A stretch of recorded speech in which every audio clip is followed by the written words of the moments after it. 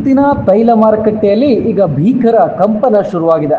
ಪ್ರಮುಖ ತೈಲ ಉತ್ಪಾದಕ ರಾಷ್ಟ್ರ ಇರಾನ್ ತನ್ನೆಲ್ಲ ಪ್ರಮುಖ ತೈಲ ಕ್ಷೇತ್ರಗಳ ಮೇಲೆ ಫೋರ್ಸ್ ಮೇಜೋರ್ ಘೋಷಿಸಿದೆ. ಅಂದ್ರೆ ಅನಿವಾರ್ಯ ಕಾರ್ಯಗಳಿಂದ ತೈಲ ರಫ್ತನ್ನು ಸಂಪೂರ್ಣವಾಗಿ ಸ್ಥಗಿತಗೊಳಿಸಿದೆ. ಇದಕ್ಕೆ ಪ್ರಮುಖ ಕಾರಣ ಹರ್ಮುಜ್ ಜಲಸಂಧಿಯಲ್ಲಿ ನಡೆಯುತ್ತಿರುವ ಮಿಲಿಟರಿ ಕಾರ್ಯಾಚರಣೆ.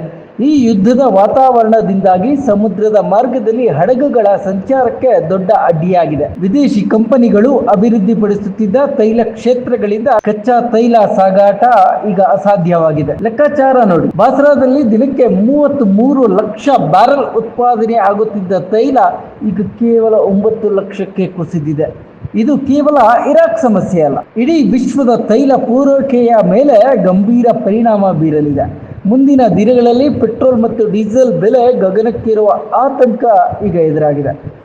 ಜಾಗತಿಕ ಆರ್ಥಿಕತೆಯ ಮೇಲೆ ಈ ಬೆಳವಣಿಗೆ ಯಾವ ರೀತಿ ಪ್ರಭಾವ ಬೀರಲಿದೆಯೋ ಅನ್ನುವುದು ಈಗ ಎಲ್ಲರ ಕುತೂಹಲ. ಇರಾನ್ನ ಈ ನಿರ್ಧಾರದಿಂದ ಭಾರತದಂಥ ದೇಶಗಳ ಮೇಲೆ ನೇರ ಪರಿಣಾಮ ಬೀರುವ ಸಾಧ್ಯತೆ ಇದೆ.